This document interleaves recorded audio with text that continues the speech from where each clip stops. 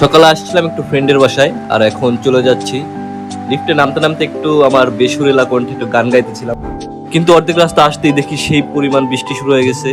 আশেপাশে কিছু দেখা যাইতেছে না বৃষ্টির কারণে। তো আমি একটা পলি নিয়ে মোবাইলটা কোনো রকম নিয়ে দৌড়। বাসায় আসতে আসতে দেখি রাত হয়ে গেছে, কিন্তু ঘড়ির দিকে তাকায় দেখি মাত্র বাজে 4টা।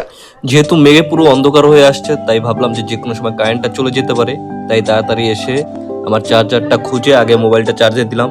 আমার অনেকগুলো ভিডিও এখনো এডিট করা বাকি, তাই তাড়াতাড়ি করে চলে আসলাম এবং কম্পিউটারটা অন করি ভিডিও এডিট করা শুরু করে দিলাম। যে কারেন্ট যাওয়ার আগে যদি 2-1টা ভিডিও আমি এডিট করে রাখতে পারি, তাহলে অনেকটাই প্লাস পয়েন্ট হয়ে যায়। এই জন্য পিসি অন করে তাড়াতাড়ি করে ভিডিও এডিট করা শুরু করে দিলাম।